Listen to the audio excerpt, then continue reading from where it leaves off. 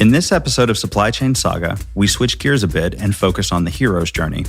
Joining me today is Ward Richmond, Vice Chairman of Colliers International, host of the podcast Truckin' On, and author of the SupplyChainRealEstate.com blog. He's a devoted father, accomplished musician, and someone who squeezes as much out of life as possible. I'm happy to call him one of my friends, and am excited to share his story with you. And we're live. Welcome. Welcome. Thanks for having me, Mark. Absolutely, Ward. I really appreciate you being here. And I have to say, this is the first one I have recorded outside in such a lovely setting, this backyard oasis you have here. Yeah, it's Sunday in June. It is Sunday. Texas. Tejas heat. Yep. We were supposed to do this tomorrow, and I said, hey, let's do it on Sunday instead. Yeah. And it was perfect timing. I was just getting back in. So outstanding. Well, I'll tell you what, why don't we get started by, why don't you introduce yourself? And just tell me a little bit about what you do and how you got there, just kind of the origin story, if you will. Okay. So my name is Ward Richmond. I am from Dallas, Texas. I'm so used to being the interviewer, not the interviewee now, because I've been doing so many podcasts lately. Yeah. I grew up here, and I'm a commercial real estate broker is my trade. I grew up in the same neighborhood, Lakewood, in East Dallas. Went to public school, Lakewood Elementary, J.L. Long Middle School, Woodrow Wilson High School. Played football. I was in theater arts. I played in a band. What'd you play? I played the bass. All right. It was the easiest. It had 4 strings. So I saw my friends playing in a garage band, and I loved it. I thought it was such great energy. They were having so much fun. The girls were there, of course. And I said, I want to do that. And one of my friends on the football team was the guitar player in the band. And I said, John, let's start a band together. He goes, what do you play? I don't know. Because you got to play something to be in a band. I goes, well, what should I play? Because the bass has 4 strings. So started there. So that's what I did. Do you still play bass? I can play bass. I don't play as well as I used to.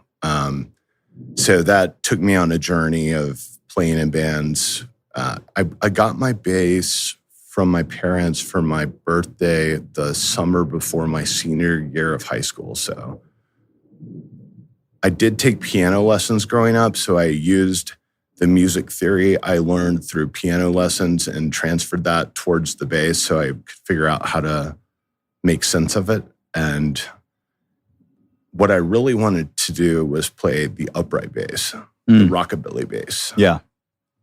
Because living in Dallas, there was a big scene here. Reverend Horton Heat is a band. Have you ever heard of Reverend? I've not. Reverend Horton Heat.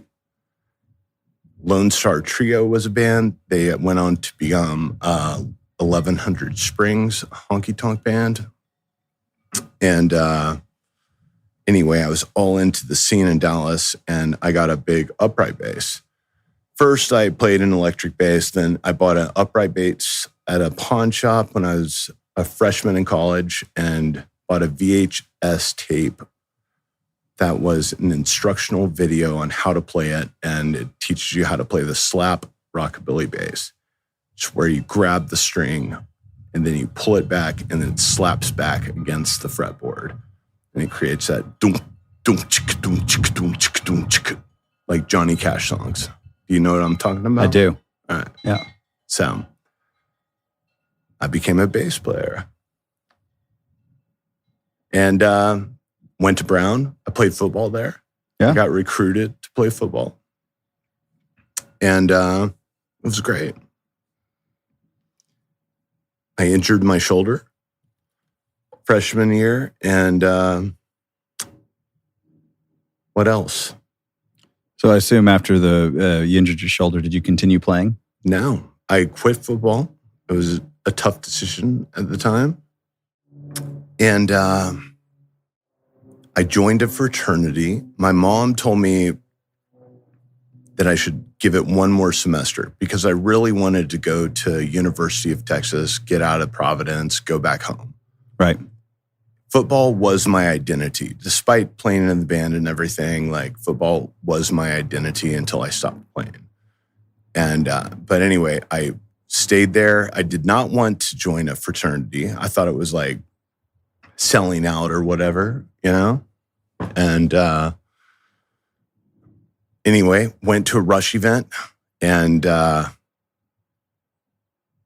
a great meeting with a guy there and made friends for life and changed my mind and decided to be in the fraternity. And I was a Rush chairman and did all that and went all the way through college.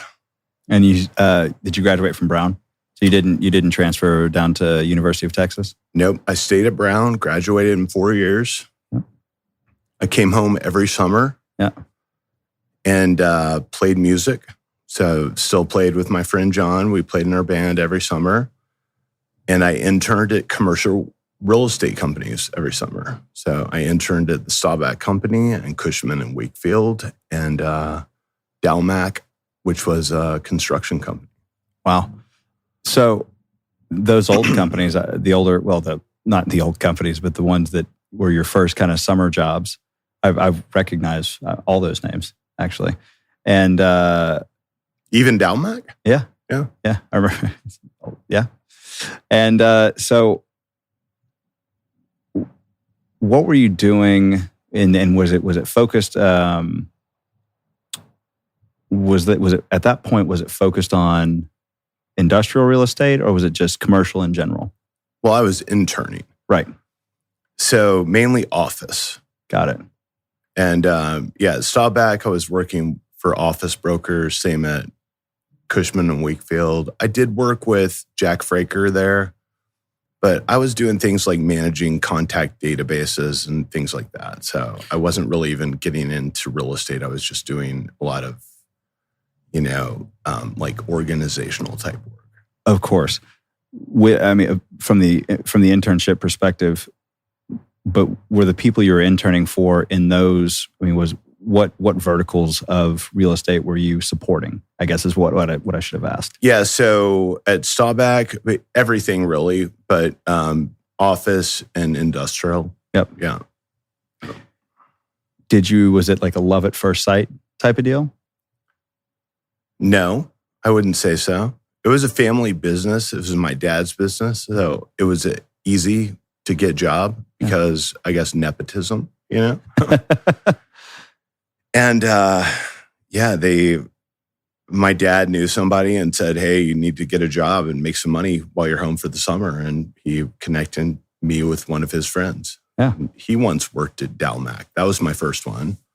Second one was Staubach. He was on like Leadership Dallas, this group with Alicia Holt Ragusa now, who was the president of the Staubach Company, and said, hey, my son's in college. Could you get him an internship? Yes. So I took it. So I was kind of just taking what was given to me. Yeah.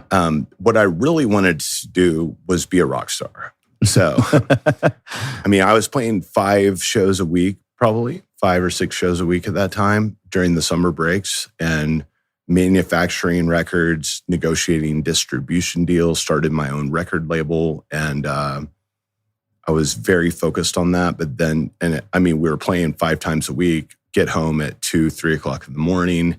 But I'd wake up, go to the internship from 8 to 5 every day, 5 times a week. And I made $400 a week doing that. And then I probably made like close to $1,000 a week playing music. So I was making a lot of money for a guy in college. Of course. It was ridiculous. Right. During those summer breaks. And it was all cash, the band money. It's just, right. And we were drinking. It's like free booze. And I didn't go out ever. I really just always worked. Playing music was like going out for me, right. That was my social life, but I wanted to be on the stage. I did not want to be just like in the bar hanging out. I wanted to be on the stage, creating the party, but also being part of the party. Of course. Well, that sounds, Sounds like it was a lot of fun. And what years were those? That was, I graduated high school in 96 and college in 2000. So 96 to 2000. Yeah. So I'd never heard of the internet until I got to Brown and got an email address. It's like, what the fuck is an email address? How funny is that? Right. If we did not have email until then. And so it's just really weird to think about, actually, like my freshman year of college, that's when I got email. It wasn't midway through or anything. It was just like, okay, now you're in college and now here's the internet. Here's Yahoo. And it was the very beginning of all of that. So that was also at the time when, the big run up on all the new tech companies, the tech bubble bust happened, I guess, around 99, I believe it was. And then you had 2000, and then of course 2001.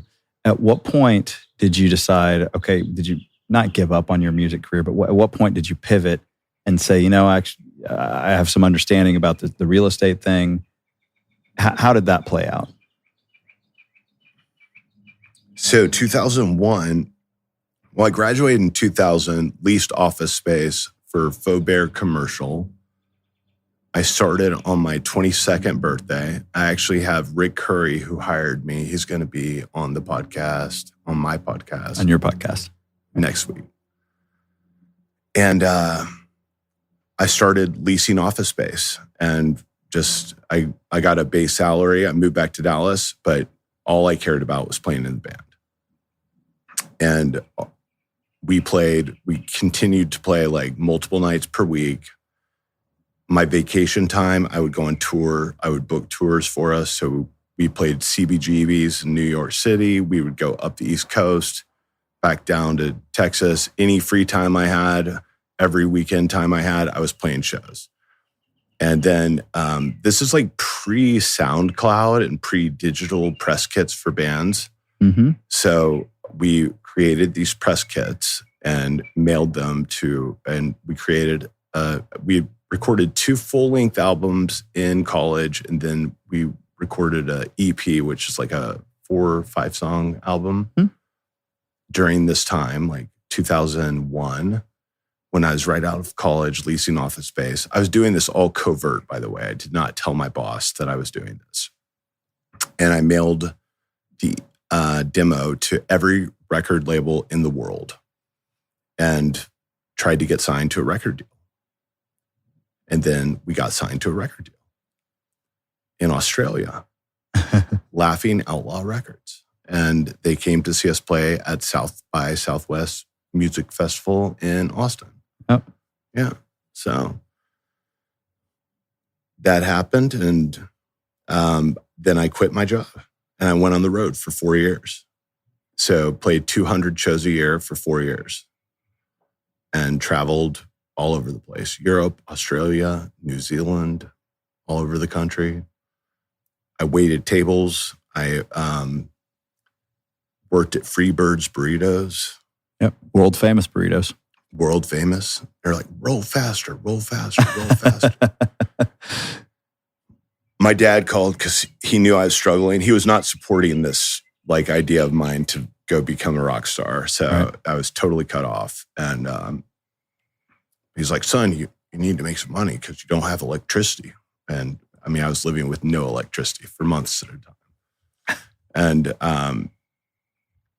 anyway, so got a job at a call center where my real estate license, which I kept alive, I could use it. And it was a cold calling call center for residential realtors.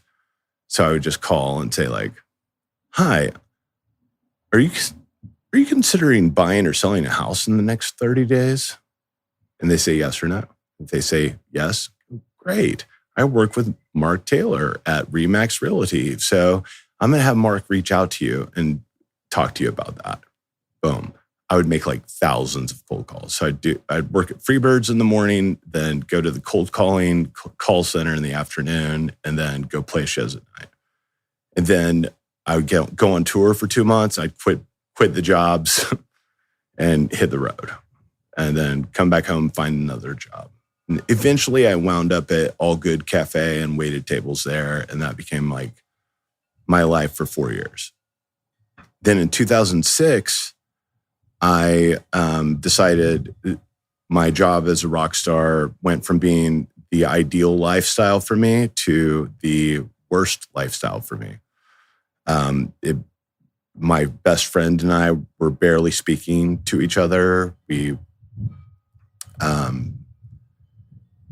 just were going different directions. It's a hard life. We were, living in poverty, basically. Like I said, no electricity at times. We were touring in a van. We were not it wasn't a glamorous tour bus and staying at the Ritz-Carlton. It was grinding. It was flying. We flew to Australia. It was so awesome to tour Australia. But yeah, flying coach to Australia in a middle seat. I'm 6'4" back then. I was a big boy too. I was probably 255 pounds, riding coach all the way to Australia. I mean, it was tough. And yeah, when I turned 27, I was like, okay, I've done this and now I want to do something else. And I had my real estate license and I had done enough in real estate to know people and I had connections and everything. And by the way, those connections, I would get very embarrassed when they would see me rolling burritos at Freebirds Burritos, people that I was once showing office space to in a really fancy office building wearing a suit and tie. And now I'm wearing a hairnet rolling burritos. So who is this guy? What happened to you? But anyway, I called those friends. My friend Todd Hubbard, who's went to high school with all my cousins in early Texas. He was at the Robert Lynn Company doing industrial. And I wanted to do industrial because I felt like industrial real estate was a little bit more blue collar, a little less white collar. And that appealed to me. So the band I played in, we were a honky-tonk band. So we were playing honky-tonks, dive bars. We did play some big festival shows. We would play with people like Waylon Jennings and ZZ Top, right. Pretty rough around the edges groups. Sure. And that was my scene. And I felt like if I could pick a vertical in real estate, industrial felt like this is the vertical for me. It's a little more laid back. So yeah, then I got started doing it. Yeah. And I got hired by Jeff Mercer at Robert Lynn Company in 2006, March 20th, 2006. How long did it take before you had a decent stream of deals coming in? And kind of did you hit that I guess that tipping point before 2008 or was it after 2008? Well, I guess the beauty of getting started in real estate in 2006, I mean, the economy was on fire, right? Right. But when you start in commercial real estate, you make zero money. So my economy was not on fire, really. But I was used to living on $15,000 a year. So that year I made, I think, $35,000 my first year in real estate. So that was pretty awesome. I mean, that felt awesome. Felt like you were running naked through the forest. I was rich. Yeah. I bought an Audi, A4 Audi used. I still had my van. So I had the van and the Audi. And then I was still playing shows on the weekends. The shows were my base salary. So I'd still make I wasn't making 15 G's a year playing in the band, but I was probably making 5 to 10. Still having fun. Still playing music. I kept those two worlds very separate. I did not speak of my music career and stuff very much at all in my real estate life. I felt like the two needed to be separated. They were separate. And anyway, I got fired year and a half in at Robert Lynn. Right about before the crash or after? That was March 2007. Officially, Jeff and I parted ways. And then, I joined Cushman and Wakefield working for Mike Wyatt, who was an office tenant rep broker in September of 08. And then in June of 09, or no, I guess it was September of 07, and then June of 08, I left Cushman and Wakefield, and like, I cannot work for somebody. Like, working for these senior brokers was not in my DNA, I guess. And I'd already done it. I had those 2.5 years at Faubert. I worked for Jeff for a year. Then I worked for Mike for 6 months. Like, I just want to be the guy. I don't want to be like working for somebody. And Transwestern hired me. So I went to Transwestern, and they gave me basically a desk and a phone and said, go do your thing. And I just worked the system that I learned at Robert Lynn, and I focused on a specific submarket in Dallas, 75207, 75247. And I cold called all those tenants and landlords, and I did that and picked up business. And so that's, whenever, June 2008, that's when the crash was happening, right? Mm-hmm. Yeah, I think the Toxic Asset Relief Program, the TARP, was, I think that was the first $700 billion, I believe, was around September. So yeah. Of 08. Yes. Yeah. So, yeah. And each year I made more money. So I was like, it did not impact me because I was kind of starting from zero and I was slowly climbing up, and I wasn't making shitloads of money or anything, but I went from like $15,000 playing music to $35,000, and then probably like I made like $70K in 08. And I mean, I was just on fire, dude. Like, I just couldn't even fathom it. After living for so long at $15,000, like I didn't think about money in the way that I do now. I don't know why, but I was happy and felt like I was crushing it. Then in 09, I went to a show, Slobber Bone show. Do you know Slobber Bone? I do not know Slobber Bone. Everybody should go. They no longer are a band, but on Spotify, look up Slobber Bone. Everything You Thought Was Right Was Wrong Today. It's one of the best albums, in my opinion. They're not for everybody, I guess, but man, that album changed my life. So we toured with them in Europe and stuff. So they had like a reunion show, and I went to the show. The bartender there is a guy that I knew from my band days. And I was like, dude, what are you still doing bartending? I thought you were just doing this while you're at SMU to like pay your way through college. And it's like, I'm just doing this to meet girls. But during the week, I worked for a courier company. Oh, a courier company? That's cool. Like, my company, Transwestern, we courier envelopes for properties because this is, I don't know if they still do this, but you would courier checks and courier things. So how about I get you a meeting with the courier people at Transwestern, and then you can get me a meeting with the real estate person at your courier company, because I assume you use warehouse space. Yeah, we do use warehouse space. Cool. Thought nothing of it. He called me Monday morning.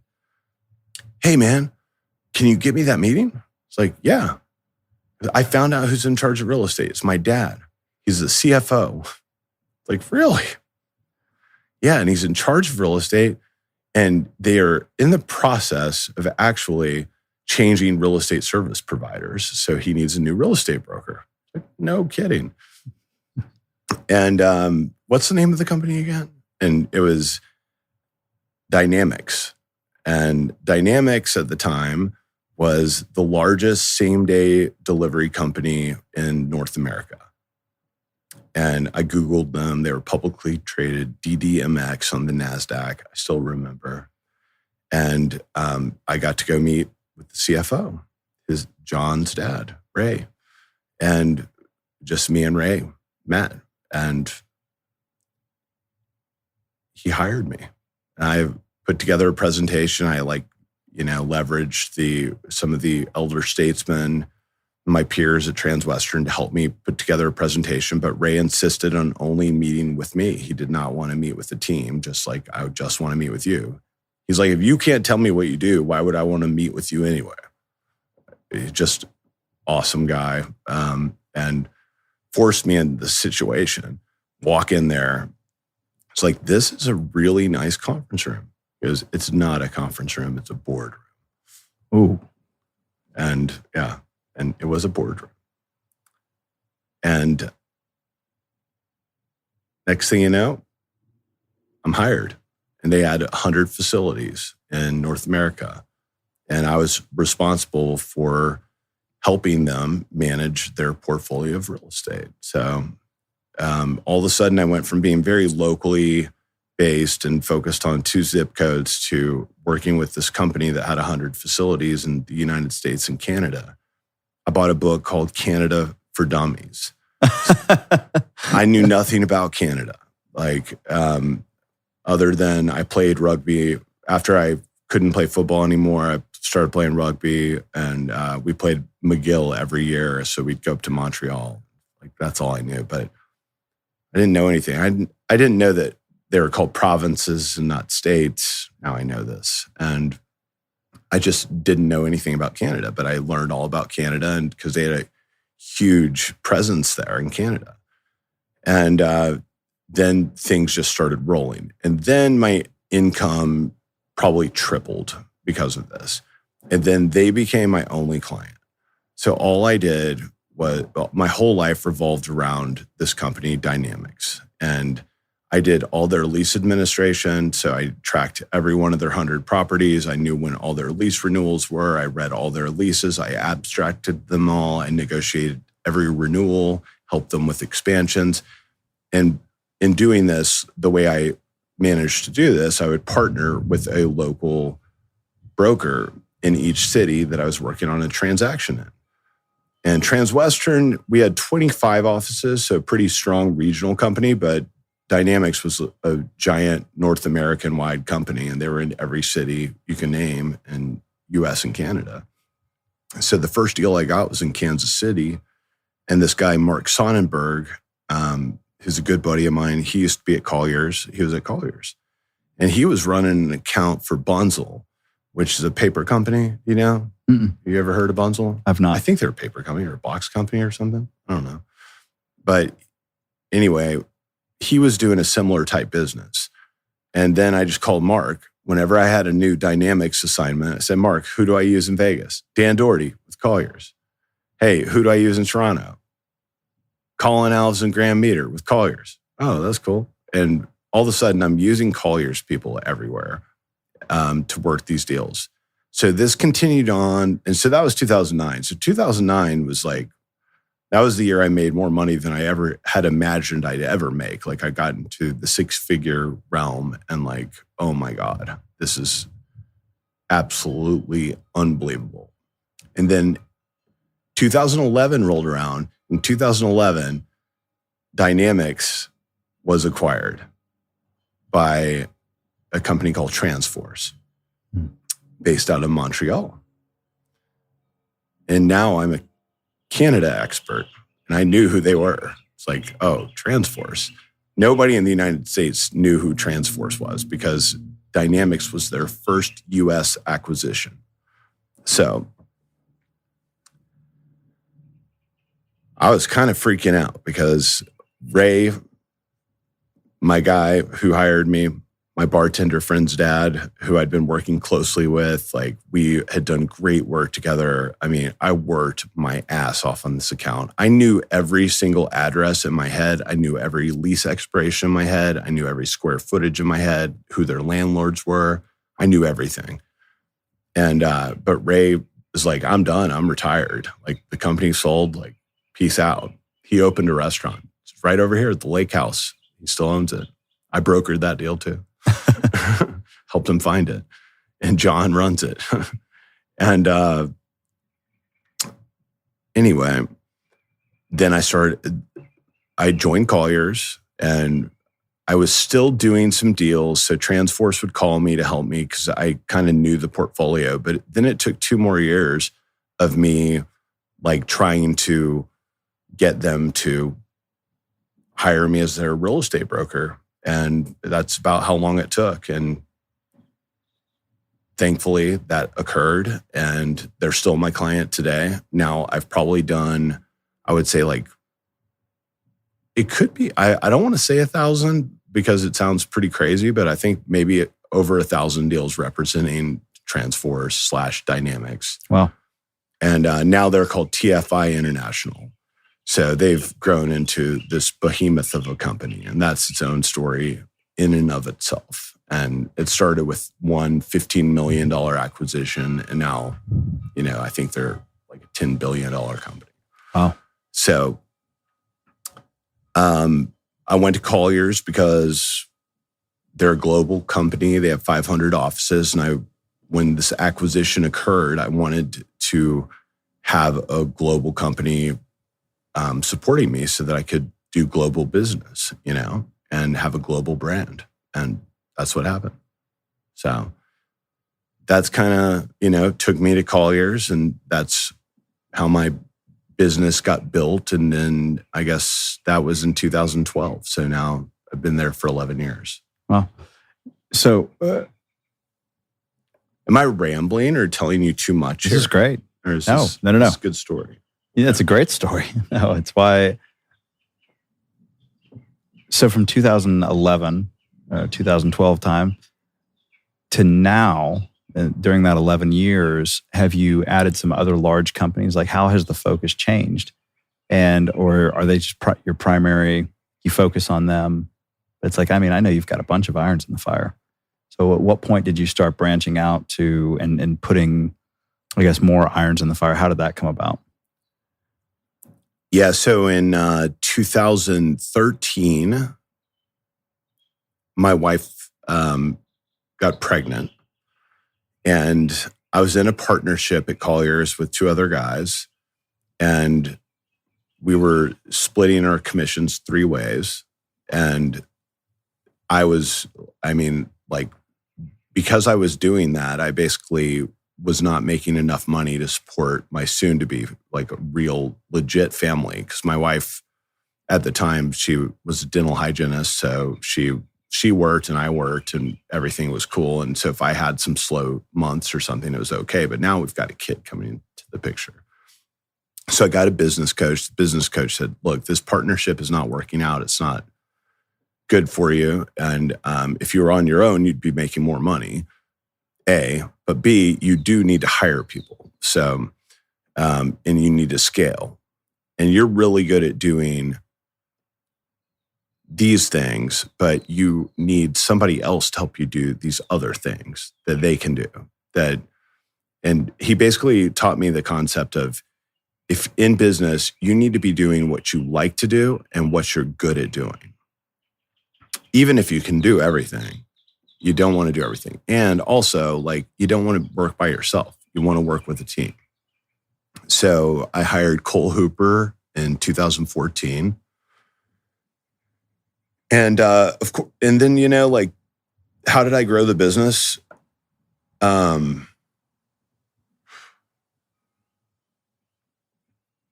Sorry, it's sparkling water. Yeah, it's hard to drink it while you're. I know I should have done still water instead. But what happened was when Dynamex got bought by TFI, then the CEO of Dynamex, CFO Ray, went to open up a restaurant. The CEO, he moved to Yellow Freight. And so then I knew him, James Welch, and I called James, and then James plugged me in with the real estate group there and started working with Yellow Freight. And then I learned LTL. And that's a whole nother world of industrial real estate that's kind of hidden, especially back then. But those are long, skinny cross-dock truck terminals. So very unique asset class of industrial. And so I used that relationship. And then other people would leave Dynamex and go to other companies. And that's how I grew my business, basically organically. And I did that. I hired Cole. And so I had a team. I was teaching Cole how to do the things. I still didn't really let go of all the reins. I was doing most of everything by myself. And then I guess it was 2016, I hired a business coach. the first business coach was gifted to me by Colliers. So I had 3 sessions with him who told me like, hey, start a team, end your current team, and hire somebody to help you scale. It's like, great.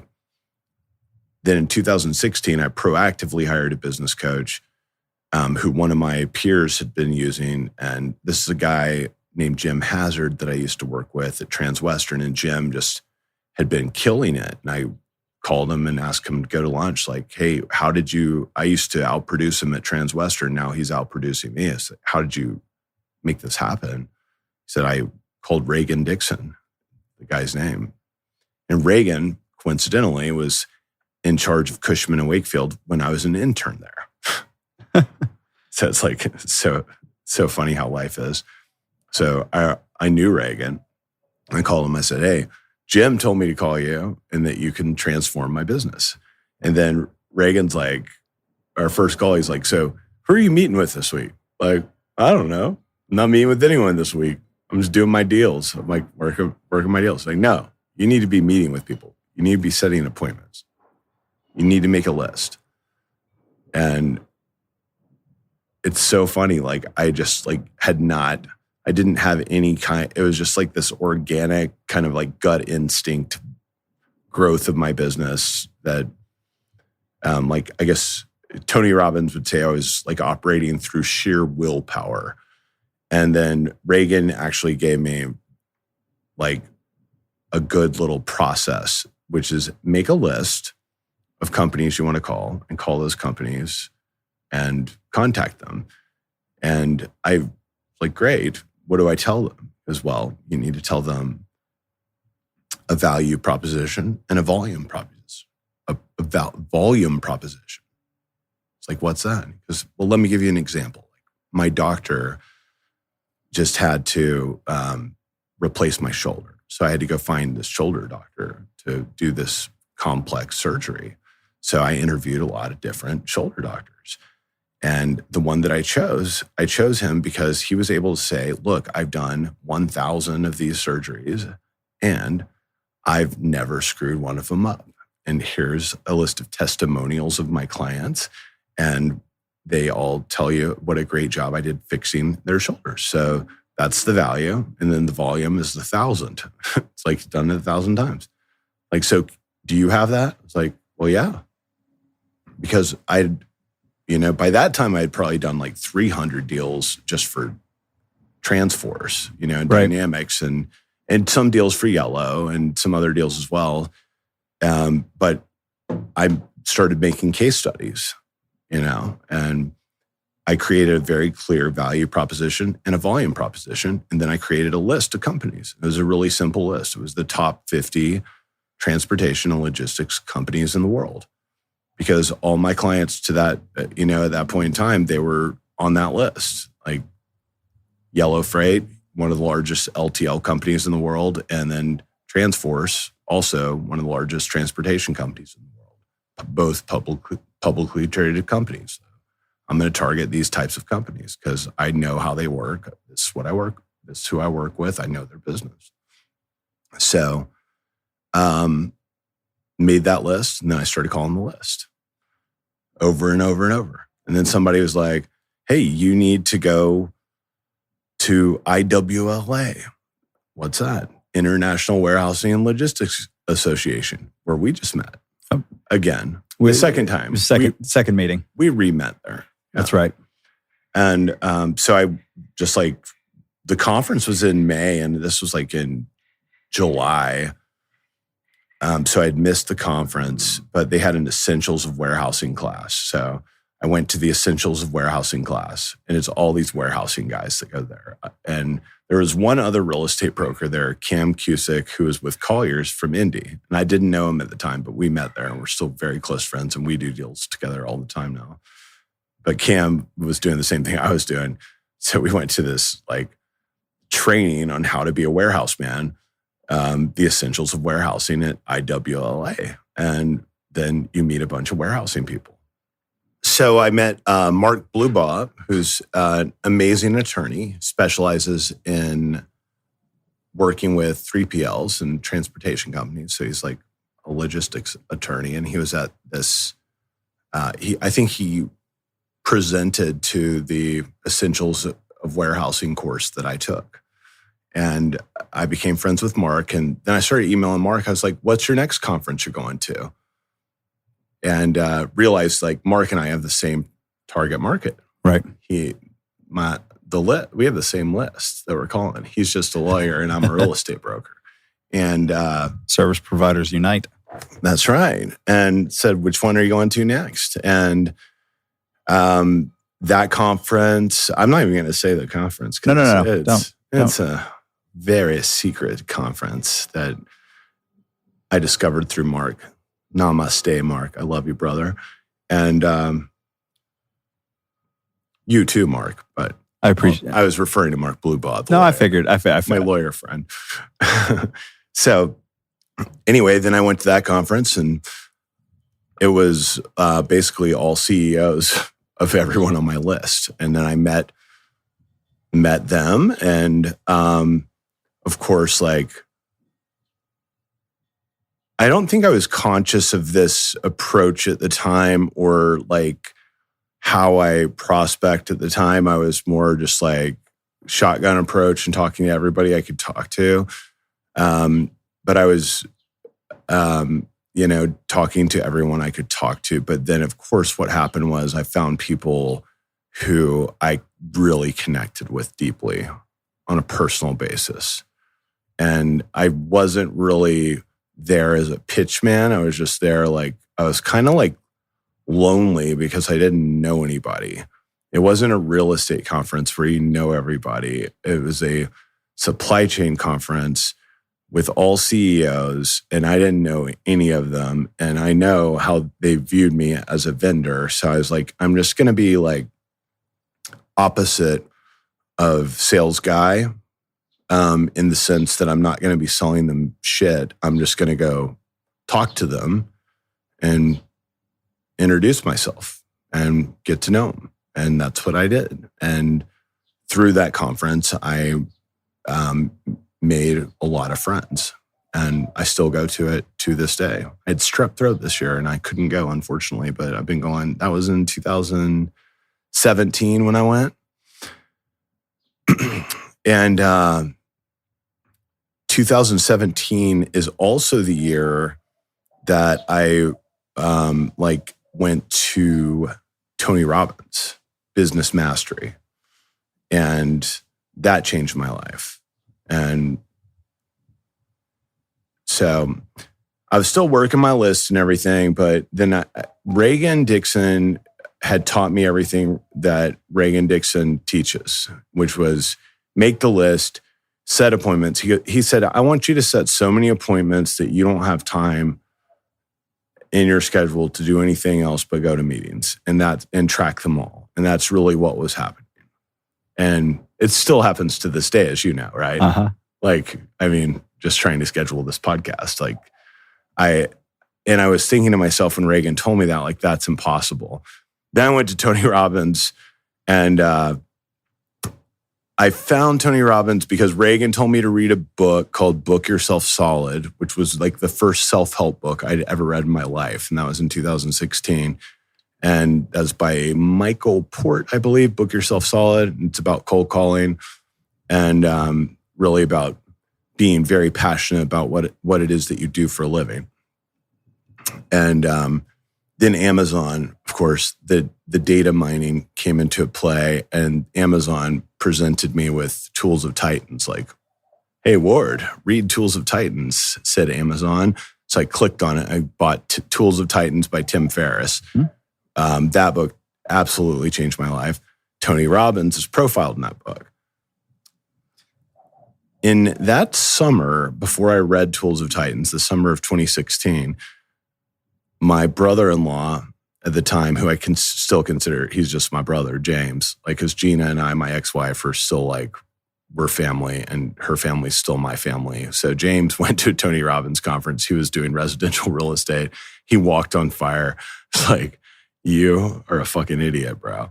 Like, I cannot believe you went to go see Tony Robbins. What are you doing? I read his profile on Tools of Titans. I was like, oh my God. I love Tony Robbins. I want to be Tony Robbins. Like, Tony Robbins is my spirit animal. And then I watched I'm Not Your Guru on Netflix just to reinforce it. And I watched that. And he like gets in his cold plunge in his home in West Palm Beach. It's like, oh my God, this guy is so ripped and jacked. And his little mini tramp. Yeah, he's mini tramp. He's just like making such an impact on people. Wow. So I signed up. I wrote a check for $10,000 to go to Business Mastery. That was an insane amount of money for me at that time. Like, I could not believe I was doing it. It was $10,000 will always be a lot of money to me. But then it was painful amount of money where it was a true investment in myself. And like, I'm putting it all on Tony Robbins here. And I went into it, and they tell you can leave after the first day and get all your money back if you feel like you're not going to get any value out of it. And after the first day, I definitely felt like I was going to get value out of it. The other thing he tells you is like, you will triple your revenue if you do everything I teach you to do at this conference. So I made it my mission to go to that conference and leave and triple my revenue. So that, and then tripling my revenue is a lot more than $10,000. That's for sure. And I did just that. So, and that's all. This is all happening simultaneously. So I'm doing and I wound up going to like 6 Tony Robbins conferences, reading all these self-help books, and then I keep hitting my list of 50 people. I find out like, where are these people hanging out? You know. The CEOs of the people on my list, and I go to those places, and then they're becoming my friends. So I'm friends with them. And then also my clients are going to these too. So I know some of the people there, and then everybody's moving companies and they're moving around to companies, but I start hanging out. It's basically like this caravan of a country club of supply chain executives. And the more you go to it, just the more relationships you build and the more comfortable it gets. I would pay lots of money to go to it. I'd pay money to go speak at it or to moderate a panel. And then I would just keep doing my thing and just force myself, go talk to people, go shake people's hands, go say what's up, go introduce myself and see if there's a vibe. And I was talking to somebody the other day, like he was saying like, I kind of want my social circle to be like more my prospects. And I was like, I get that, but I didn't like make my social, I mean, that's a country club basically, right? Like, I think people join a country club to go there to create business relationships. That's like one piece of the puzzle for, I think, a lot of people that join a country club, right? And anyway, this kind of became that for me. But I don't play golf. So, and I always thought you had to play golf to be a successful commercial real estate broker. And I actually attempted to play golf, but I quit like 12 years ago. And it's funny now, all my clients, like, they're not golfers. And if they are, now I have a team of 6 people, and that includes 2 scratch golfers, like legit scratch golfers on my team. So I've got the golfers on my team, but my guys are the guys that don't play golf because we're not golfers. And It's funny, it's like, I'm not a suit and tie wearing guy, but some people are, and they want another suit and tie wearing guy to be doing business with. But for me, it wasn't like, let's go build a social circle of your prospects necessarily, but it's just like, I'm going to go be around my prospects. And then what wound up happening is a social circle formed because of like-minded mindsets and interests in life and things like that. And then we started doing deals together.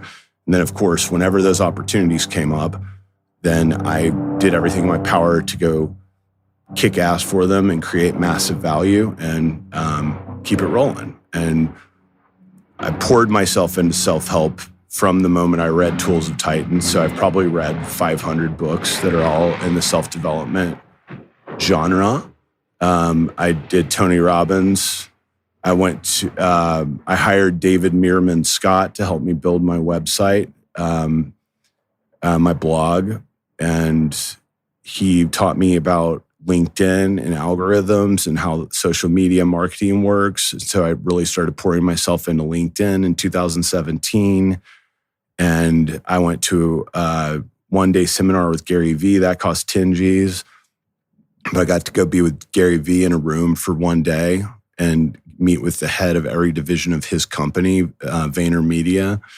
And they all talked about all the different facets of social media that was going on. This was 2019, I think, or 18.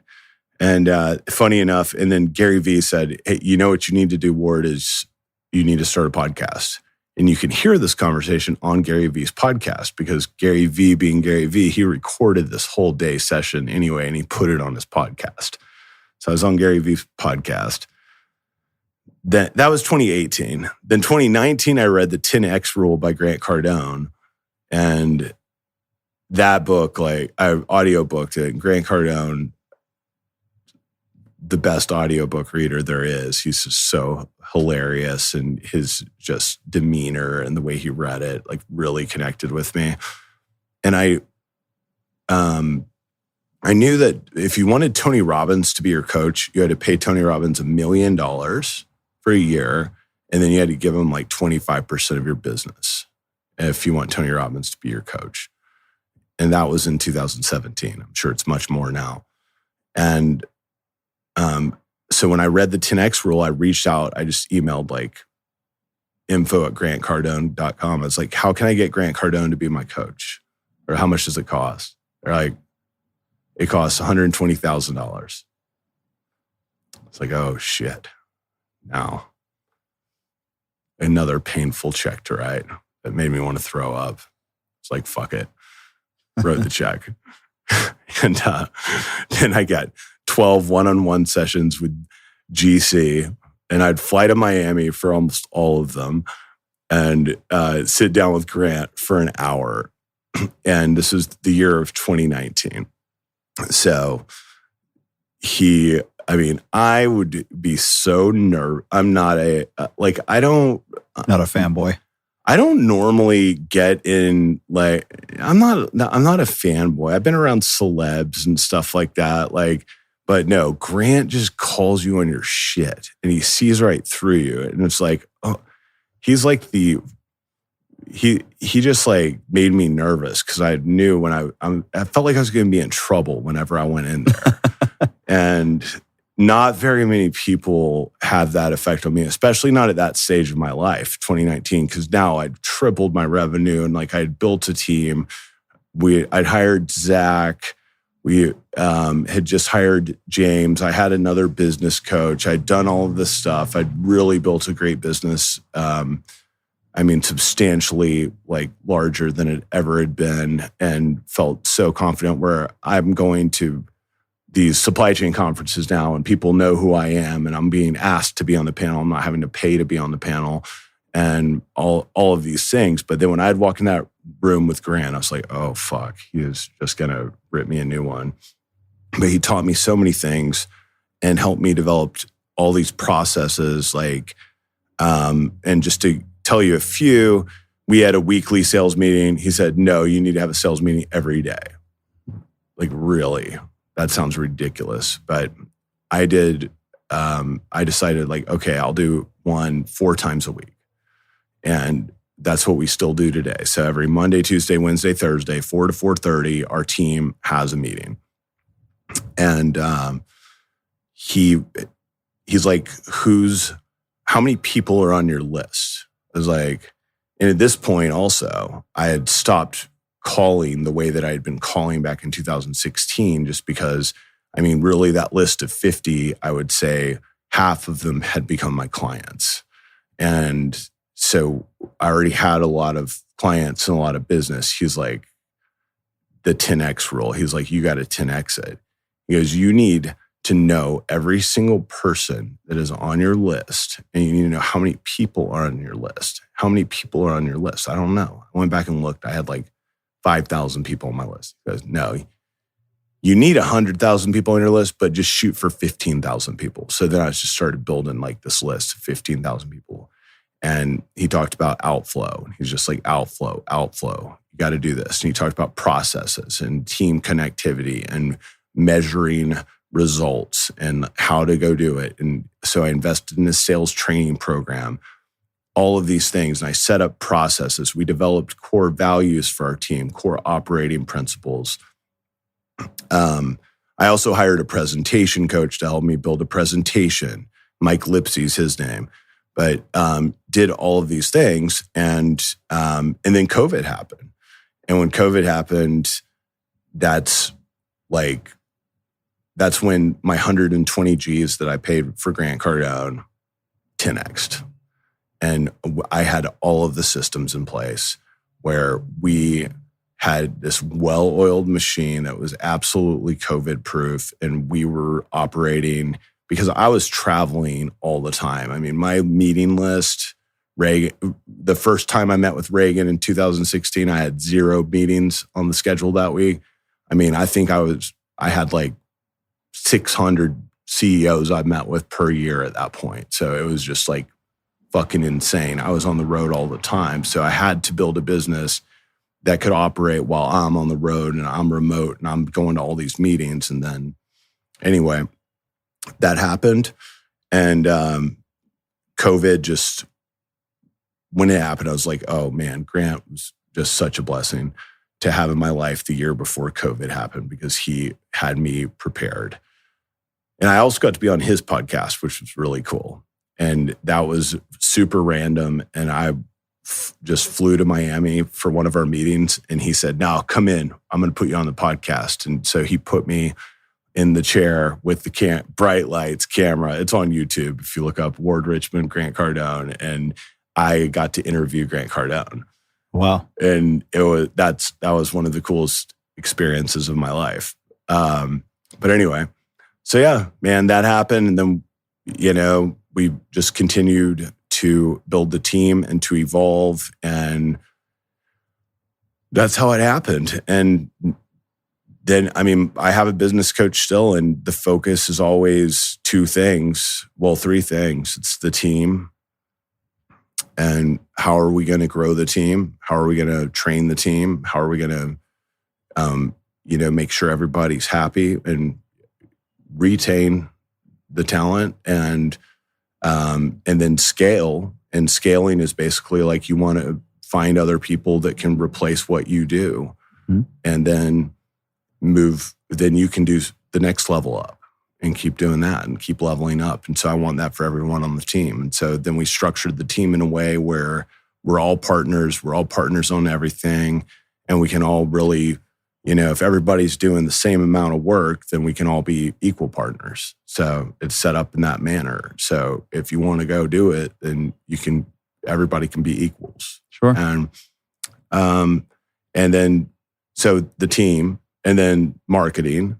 So marketing is just something we're constantly trying to evolve how we're doing it. I started the podcast this year. I still do LinkedIn. We do our broker blast. I do my market updates. I do all of this. We still go to conferences. I don't really go to conferences too much anymore. I have like 1 or 2 that I might go to each year, but now I've got a team. So I send them to the conferences and they go do that. And then you have execution, and execution is becoming my, probably my greatest passion is how can we execute better? Because we have so many amazing clients right now and so many amazing opportunities and deals to work on, but I want to keep innovating, and I don't want to, and I don't want to just like go through the motions. And I don't want to say we've figured it out. Like we've never, like one of our core operating principles is constant and never ending improvement. And it's always something as simple as a lease renewal, which I've negotiated 1,000 lease renewals. Just last year, one of our clients asked a question when we were working on a renewal. And it's like, well, on a call, it's like, well, what is this? What's the deal with this landlord? Like, how long have they owned the building? What are their plans for it? And I did not know that off the top of my head. And so that just like a light bulb went off. And I said, team, we need to build a lease renewal checklist. So whenever we have a lease renewal, here's what we have to do. Boom, boom, boom, boom, boom. And we created this very comprehensive checklist so that then if we get asked any possible question that anyone could ever ask you about the lease renewal, we're going to know the answer. And that's part of the process that gets going just as soon as our client says, hey, we have a lease renewal to work on. Instead of like how maybe, I don't like to think I ever did it this way, but I probably did when I was very early stage of my career. But it's like, oh, it's a renewal. Let's just go. We'll get some comps and we'll go look at the market and see what's there. No, we've got a whole new way of looking at it. But it's innovating in the execution side. So it's team, marketing, execution, and then constant, never-ending improvement of all three of those things. And that's just what we do. And thankfully, our team is built on our core values, which we developed collectively, which is discipline, 10X mentality, loyalty, humility, and gratitude. And those 5 things are all I care about when it comes to hiring somebody. And as long as they possess those 5 characteristics, nothing else matters. And at high levels, then they can figure everything else out if you possess those 5. I like that you've got gratitude in there. I mean, because I think personally, contemplation of gratitude, making sure you're actually you're grateful for the things you have, leads to being happier. I mean, finding happiness, I think, much more consistently. So I'll tell you, that came from Tony Robbins. Yeah. And when I was doing those Tony Robbins, and this still happens to me today, like you'll have these moments where you're working on these deals and we do the work. And we find the space and we negotiate the lease and then it gets on the table and then there's got to be board approvals and there's got to be this and that. It's out of our hands. We can't do anything else. And a lot of times, not a lot of times, but sometimes we might work our asses off on 15 deals, and all 15 of those deals, they land on tails instead of heads and they don't get signed. And then it's just like a sucker punch. And it's like, boom, boom, boom. And it can be really demoralizing when you work on a commission only basis and we don't get paid for the work we do until the deal gets done. Mm-hmm. And that's a unique thing in the world of business because most consultants get paid regardless if the deal gets done or not. Most lawyers get paid regardless. I mean, the lawyers that negotiate a purchase contract, if the purchase contract doesn't ever get signed, the lawyer still gets paid. Real estate brokers don't get paid. So to overcome that, like working with Tony Robbins, he's like, dude, you know what you need to do when you're feeling that way? You need to wake up. You need to say, thank God that I live in Dallas, Texas. Thank God that there's air to breathe. My family's safe and they're healthy. They're here with me. Like I can go jump in the swimming pool in my backyard. And even if I go back to making $15,000 per year like I once did, I'm still making more money than the majority of the people in the history of the entire world. So have gratitude. And then when you're feeling that way, go put yourself in that situation and just like always find gratitude, because like when you're operating in a state of gratitude, then I think that's when, that's just the secret of life, really. Mm-hmm. It's just to be thankful no matter what the situation may be. Find the gratitude. And Gary Vee has this crazy thing where he's like, if he's feeling really down, and everybody feels down, man. If you're Gary Vee or Tony Robbins or Grant Cardone, like they have these days, Gary Vee's like, this is fucking crazy. I do not do this because I just like am too, I don't even want to talk about it because I'm so superstitious about it. But what Gary Vee imagines someone goes and like murders his whole family. And then how that would make him feel. And then he's like, thank God that didn't happen. Sure. And then that gets him back to his gratitude place. For me, I don't do that. For me, I just look at the grass in my yard and the trees and the sky and like, thank God. And I love Texas. I love being an American. I love, like, we have freedom. We live at a great time. I love technology. I love all of these wonderful things that we get to have. I love music. So like, just go find that gratitude and be thankful. Practice smiling. If you find yourself pouting a lot, smile. At Tony Robbins conferences, they have you do a thing where you just like force yourself to laugh. Like, try it. And then once you start doing it, it's like you really actually start laughing. And it's like, oh my God, like, so force yourself to fucking laugh sometimes. Like, find the gratitude though. But yeah. That's a great transition or a segue, I would say, to, you know, one of the things I'm very interested in your perspective on, because you write a bunch of market updates. And, you know, you see a lot of data about the state of Texas and what's happening in the Texas Triangle. I think over 70% of the population lives here. Last year, we created something like 660,000 jobs.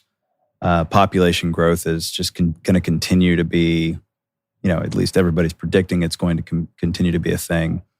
So what are you seeing in the market? Like, where are you bullish on Texas? Do you have any? Are you bearish at all? What's your take on it? Because this is your home, and this is, you know.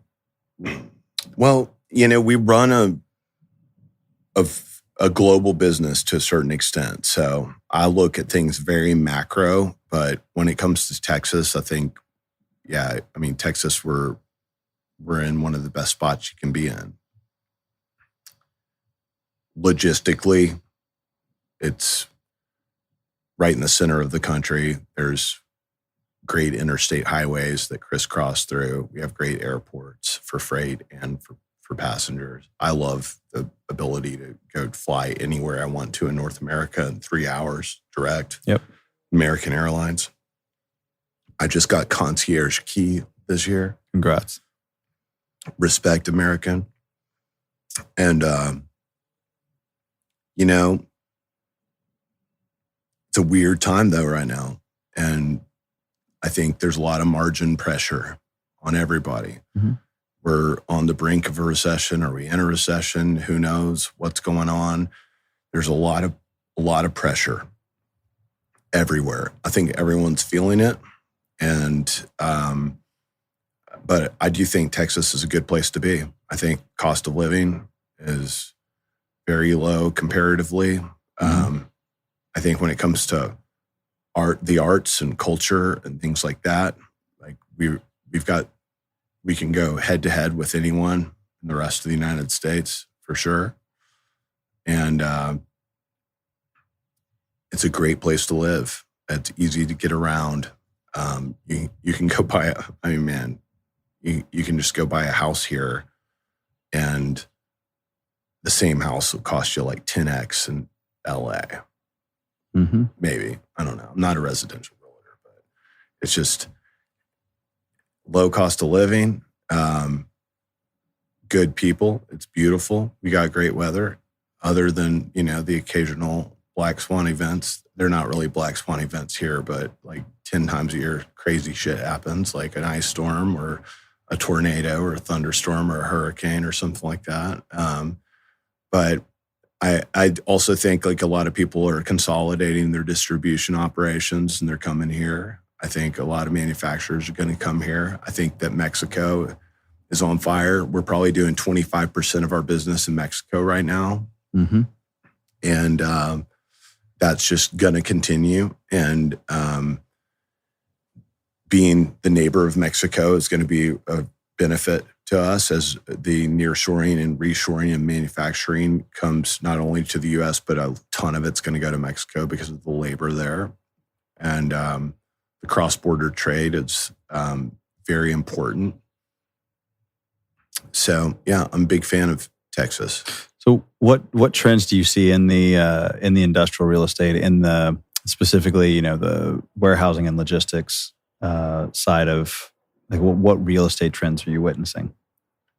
Well, the trend is that we just had 2020 COVID, the pandemic triggered a surge in e-commerce from, I believe, like 18% of all retail sales to 22%.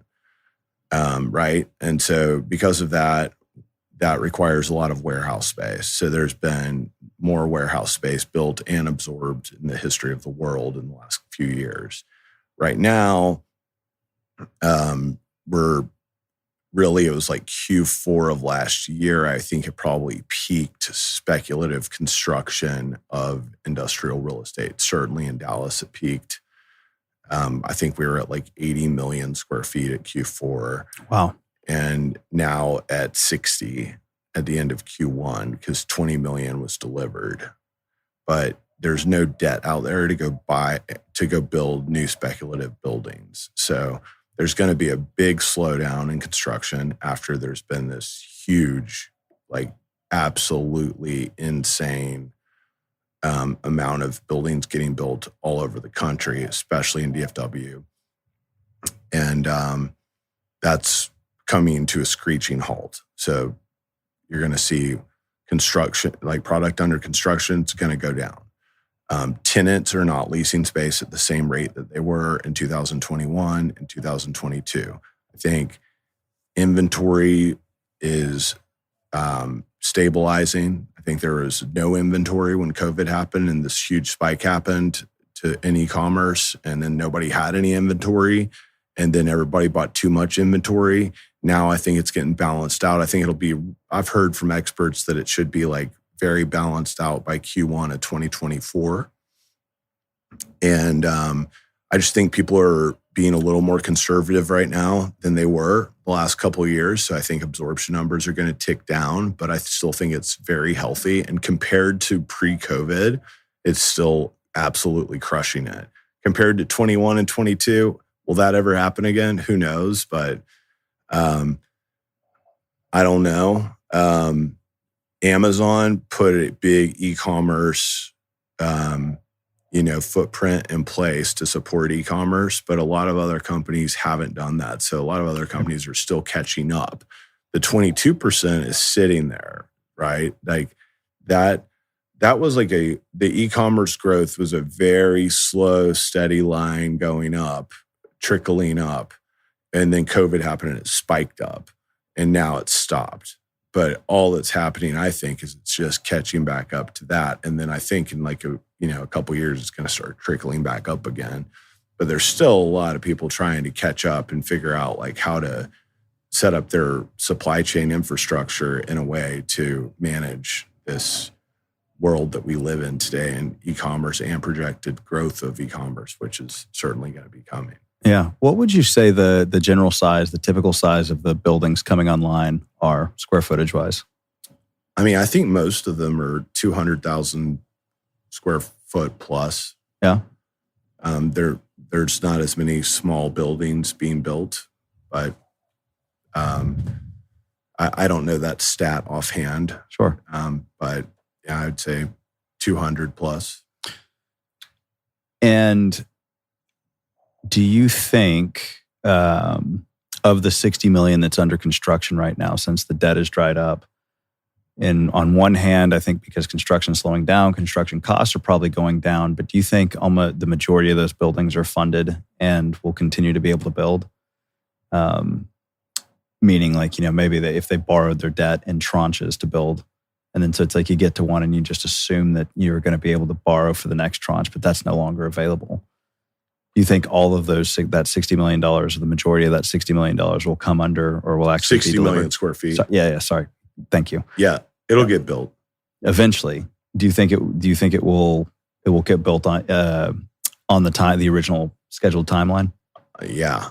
I think the people that build it, they have the money and they have loans that are gonna that could flex up. So they want to get it built and leased as fast as possible. And they're already building it. They're not going to stop building it. They're not going to slow play it because the financial markets are too in flux right now to do that. So anything that's under construction, I would think everybody's scrambling to build it as fast as they can possibly build it.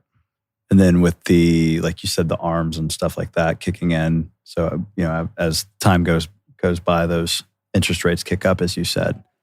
It almost makes me think that what's going to happen is we're going to see kind of rates stay at a certain point, maybe dip even a little bit. And then once that inventory is absorbed, they're going to start to probably climb in a big way. Yeah, and rates have continued to go up. So we'll see what Q2 has to say about rates, but because of this, it's just making things more expensive. Right.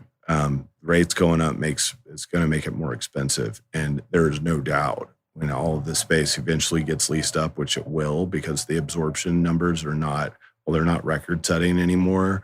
They're still very healthy. Mm-hmm. And construction is like done. Like, I mean, it's happening now, but it's going to get absorbed. And then when that happens, then rates are going to go way up. So right. I don't think I see rates going down. And I said years ago on a panel, like industrial rates will be more expensive than office rates at some point in time. Right. And in some cases they already are. That's right.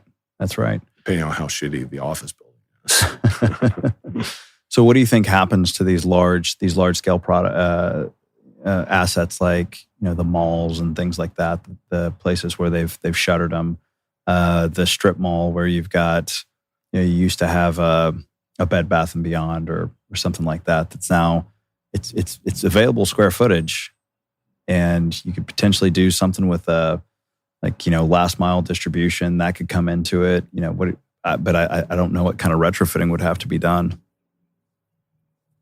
You could, but I think it's called NIMBY, not in my backyard. Yeah. Have you heard of that? I have. Yeah, NIMBY. That's a thing. So, like, residents don't want last mile distribution centers and like next to them. Like, yeah, transportation companies in an ideal world would like to be located where the elementary schools are located because that's where the houses are. But obviously, the people that have children at those schools don't want them there. And I think it's going to be, I would think it's going to be more multifamily and retail. Office is going to get converted to multifamily that is like obsolete office space that people don't want to go to. And I think retail's actually seems to be doing all right. And I think a lot of e-com companies are opening up retail places. I like to go shopping for some things. I don't shop for groceries. I don't go to the grocery store. I think that's a great e-com thing. But when I buy clothes, I like to go to Nordstrom still and go try them on. And I guess it depends on where the mall's located too. Like I think there's a big town mall out in Mesquite, and they tore that down and built a FedEx ground hub there. So that will happen in some places. Yeah. What are some of the hottest markets you're seeing that maybe not? Everybody knows Dallas and a couple other ones, but where are some of the other maybe not so on the radar spots that you're noticing? Well, there's a big shift on the ports from the West Coast to the East Coast going on. So a lot of cargo is just going always from China to LA. And now, like Apple, I think, open up a plant in India. There's going to be a lot going to Mexico. There's going to be, I think, a shift. I get confused because the world is round, but moving from China, but further west, I guess. And but then that will impact the East Coast ports. So the East Coast port activity is going to go up. Gulf Coast port, like in Houston, is going to go up. So we've been seeing like the highest growth markets, I think, at the end of Q1 were Spartanville, South Carolina, Richmond, Virginia, places like that. Savannah is absolutely on fire.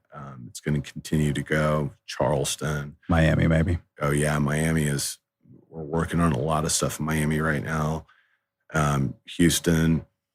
And then on the West Coast, like people want to get out of California. You have a warehouse in California, right? We do. Yeah. Yes.